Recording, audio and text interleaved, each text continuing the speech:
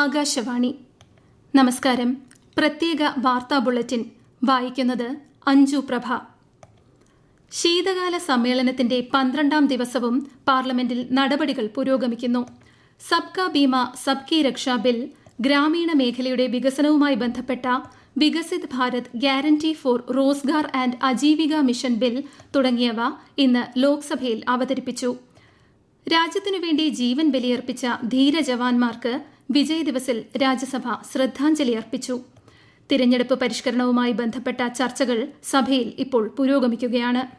ജോർദാനിൽ നടന്ന ബിസിനസ് ഫോറത്തെ പ്രധാനമന്ത്രി നരേന്ദ്രമോദിയും അബ്ദുള്ള രണ്ടാമൻ രാജാവും സംയുക്തമായി അഭിസംബോധന ചെയ്തു. ഇരു രാജ്യങ്ങളും തമ്മിലുള്ള സാമ്പത്തിക സഹകരണം വർദ്ധിപ്പിക്കുന്നത് സംബന്ധിച്ച് ഇരുവരും പ്രത്യാശ പ്രകടിപ്പിച്ചു. ഇന്ത്യ അവസരങ്ങളുടെ പുതിയ വാതിലുകൾ തുറന്നിരിക്കുകയാണെന്ന് പ്രധാനമന്ത്രി നരേന്ദ്രമോദി പറഞ്ഞു.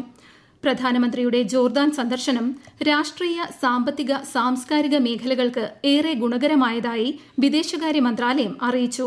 ജോർദാൻ സന്ദർശനം പൂർത്തിയാക്കി പ്രധാനമന്ത്രി നരേന്ദ്രമോദി എത്യോപ്യയിലേക്ക് യാത്ര തിരിച്ചു. രാഷ്ട്രപതി ദ്രൗപദി മുർമുവിന്റെ ഒരാഴ്ചത്തെ കർണാടക, തമിഴ്നാട്, തെലങ്കാന സന്ദർശനത്തിന് ഇന്ന് തുടക്കമാകും. ആദി ജഗദ്ഗുരു ശ്രീ ശിവരാത്രേശ്വര ശിവയോഗി മഹാസ്വാമിജിയുടെ ജയന്തി ആഘോഷങ്ങൾ രാഷ്ട്രപതി കർണാടകയിൽ ഉദ്ഘാടനം ചെയ്യും. നാളെ തമിഴ്നാട് വെല്ലൂർ സുവർണക്ഷേത്രം സന്ദർശിക്കുന്ന രാഷ്ട്രപതി പിന്നീട് ശൈത്യകാല വസതിയായ സെക്കന്ദരാബാദിലെ രാഷ്ട്രപതി നിലയത്തിലെത്തും. വെള്ളിയാഴ്ച ഹൈദരാബാദിൽ തെലങ്കാന PSC അധ്യക്ഷന്മാർക്കായി നടക്കുന്ന ദേശീയ സമ്മേളനം രാഷ്ട്രപതി ഉദ്ഘാടനം ചെയ്യും. 1971 യുദ്ധത്തിൽ പാകിസ്ഥാനെതിരായ ഇന്ത്യയുടെ വിജയത്തിന്റെ ഓർമ്മയിൽ രാജ്യം ഇന്ന് വിജയ് ദിവസ് ആഘോഷിക്കുന്നു. രാഷ്ട്രപതി ദ്രൗപദി മുർമു, ഉപരാഷ്ട്രപതി CP രാധാകൃഷ്ണൻ, പ്രധാനമന്ത്രി നരേന്ദ്രമോദി ഉൾപ്പെടെയുള്ളവർ ധീര സൈനികർക്ക് ശ്രദ്ധാഞ്ജലി അർപ്പിച്ചു. കേരളത്തിൽ SIRന്റെ ഭാഗമായി വീടുതോറുമുള്ള വിവരശേഖരണം വ്യാഴാഴ്ച അവസാനിക്കും. തീവ്ര വോട്ടർ പട്ടിക പരിഷ്കരണവുമായി ബന്ധപ്പെട്ട് വിതരണം ചെയ്ത എന്യൂമറേഷൻ ഫോമുകളുടെ 99.84% ഇതുവരെ ഡിജിറ്റൈസ് ചെയ്തതായി മുഖ്യ തിരഞ്ഞെടുപ്പ് ഓഫീസർ രത്തൻ യു ഖേൽക്കർ അറിയിച്ചു. പൂരിപ്പിച്ച ഫോമുകൾ എത്രയും വേഗം BLOമാരെ തിരികെ ഏൽപ്പിക്കണമെന്നും അദ്ദേഹം പറഞ്ഞു. ചരിത്രത്തിലെ ഏറ്റവും വലിയ പ്രതിദിന ടിക്കറ്റ് വരുമാന നേട്ടവുമായി KSRTC. ഇന്നലെയാണ് എക്കാലത്തെയും മികച്ച പ്രതിദിന ടിക്കറ്റ് വരുമാനമായ 10,77,00,000 രൂപ KSRTC നേടിയത്. ടിക്കറ്റ് ഇതര വരുമാനം കൂടി ഉൾപ്പെടുത്തുമ്പോൾ ഇത് 11.53 കോടി രൂപയാകും. 30ാമത് കേരള രാജ്യാന്തര ചലച്ചിത്രമേളയിൽ പ്രദർശനത്തിന് അനുമതി നിഷേധിച്ച 19 സിനിമകളിൽ 4 എണ്ണത്തിന് പ്രദർശനാനുമതി നൽകി.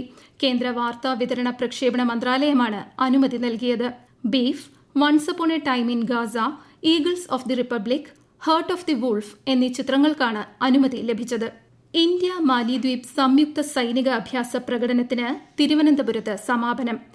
കലാപങ്ങളും തീവ്രവാദ പ്രവർത്തനങ്ങളും നേരിടുന്നതിന് ഊന്നൽ നൽകിയുള്ള സംയുക്ത പരിശീലനമാണ് ഇതിന്റെ ഭാഗമായി നടന്നത്. സ്ഫോടക വസ്തുക്കൾ കൈകാര്യം ചെയ്യാനും നിർവീര്യമാക്കാനും മാലിദ്വീപ് സൈനികർക്ക് പ്രായോഗിക പരിശീലനവും നൽകി.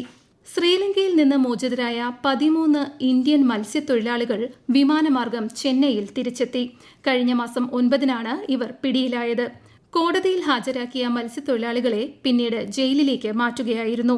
കേന്ദ്ര, സംസ്ഥാന സർക്കാരുകളുടെ നിരന്തര ഇടപെടലുകൾക്ക് ശേഷമാണ് ഇവരെ മോചിപ്പിച്ചത്. രാജ്യത്തെ ഓഹരി വിപണികളിൽ നഷ്ടം. സെൻസെക്സ് 461 പോയിന്റ് കുറഞ്ഞ് 84,753-ലും, നിഫ്റ്റി 142 പോയിന്റ് കുറഞ്ഞ് 25,881-ലും വ്യാപാരം പുരോഗമിക്കുന്നു. സ്വർണ്ണവില കുറഞ്ഞു. പവന് 1,120 രൂപ കുറഞ്ഞ് 98,160 രൂപയും ഗ്രാമിന് 12,270 രൂപയുമാണ് ഇന്നത്തെ വില. അണ്ടർ-19 ഏഷ്യ കപ്പ് ക്രിക്കറ്റിൽ ഇന്ത്യക്കെതിരെ മലേഷ്യയ്ക്ക് 409 റൺ വിജയലക്ഷ്യം. ടോസ് നഷ്ടപ്പെട്ട് ആദ്യം ബാറ്റ് ചെയ്ത ഇന്ത്യ നിശ്ചിത ഓവറിൽ 7 വിക്കറ്റ് നഷ്ടത്തിൽ 408 റൺ നേടി. മറുപടി ബാറ്റിംഗിനിറങ്ങിയ മലേഷ്യ ഒടുവിൽ വിവരം ലഭിക്കുമ്പോൾ 8 ഓവറിൽ 3 വിക്കറ്റ് നഷ്ടത്തിൽ 18 റൺ എന്ന നിലയിലാണ്. പ്രത്യേക വാർത്താ ബുള്ളറ്റിൻ കഴിഞ്ഞു. അടുത്ത വാർത്താ പ്രക്ഷേപണം വൈകുന്നേരം 6:30.